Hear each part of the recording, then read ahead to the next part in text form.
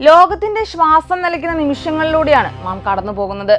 ആഗോള എണ്ണ വിതരണത്തിന്റെ ഏകദേശം 20% കടന്നുപോകുന്ന ഹോർമൂസ് കടലിടുക്ക് ഇറാൻ അടച്ചതോടെ ആധുനിക ലോകം കെട്ടിപ്പടുത്ത സാമ്പത്തിക ക്രമം ചീട്ടുകൊട്ടാരം പോലെ തകരുകയാണ്. കേവലം 21 മൈൽ വീതിയുള്ള ഈ ജലപാത നിശ്ചലമാകുമ്പോൾ അത് കേവലം ഒരു പ്രാദേശിക തർക്കമല്ല, മറിച്ച് അന്താരാഷ്ട്ര വിപണിയിൽ ഒരു വലിയ ഊർജ്ജ സുനാമി സൃഷ്ടിക്കുകയാണ് ചെയ്യുന്നത്. പ്രതിദിനം 20 ദശലക്ഷം ബാരൽ എണ്ണയാണ് വിപണിയിൽ നിന്ന് അപ്രത്യക്ഷമാകുന്നത്. ഇത് ലോകം ഇന്ന് വരെ കണ്ടിട്ടില്ലാത്ത വിധത്തിൽ ഒരു സാമ്പത്തിക മാനത്തിലേക്ക് വിരൽ ചൂണ്ടുന്നു. ഹോർമൂസ് അടഞ്ഞതോടെ അന്താരാഷ്ട്ര വിപണിയിൽ ക്രൂഡ് ഓയിലിന്റെ വില കുതിച്ചുയരുകയാണ്. ബാരലിന് $150 അതിനു മുകളിലോ വിലയുയരുന്നത് വികസ്വര രാജ്യങ്ങളുടെ സമ്പദ് വ്യവസ്ഥയെ തന്നെ തകർക്കും. ഇന്ത്യ, ജപ്പാൻ, ദക്ഷിണ കൊറിയ തുടങ്ങിയ രാജ്യങ്ങൾ തങ്ങളുടെ എണ്ണ ആവശ്യത്തിന് ഭൂരിഭാഗവും ആശ്രയിക്കുന്നത് ഈ പാതയെയാണ്.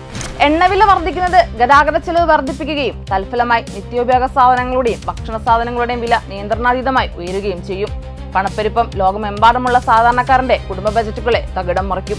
ലോകത്തിലെ ഏറ്റവും വലിയ എണ്ണ ഇറക്കുമതിക്കാരായ ചൈനയെ സംബന്ധിച്ച് ഈ ഉപരോധം വലിയൊരു വെല്ലുവിളിയാണ്.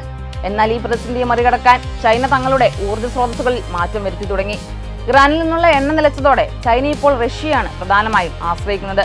കരമാർഗമുള്ള റഷ്യൻ പൈപ്പ് ലൈനുകൾ വഴി ചൈനയിലേക്ക് എത്തുന്ന എണ്ണ അമേരിക്കൻ ഉപരോധങ്ങളെ വെല്ലുവിളിക്കുന്ന ഒരു പുതിയ സാമ്പത്തിക അച്ചുതണ്ടിന് രൂപം നൽകുന്നു.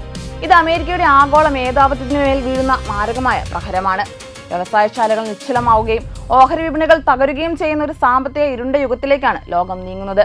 അമേരിക്ക, ചൈന തുടങ്ങിയ വൻ ശക്തികൾ കരുതി വെച്ചിട്ടുള്ള തന്ത്രപരമായ എണ്ണശേഖരം ഏതാനും ആഴ്ചകൾക്കുള്ളിൽ തീർന്നുപോകും.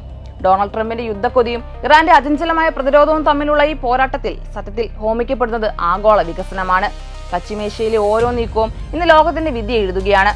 വിവേകപൂർണമായ സമാധാന ചർച്ചകൾ ഉണ്ടായില്ലെങ്കിൽ ചരിത്രത്തിലെ ഏറ്റവും വലിയ സാമ്പത്തിക തകർച്ചയ്ക്കായിരിക്കും ലോകം സാക്ഷ്യം വഹിക്കുക.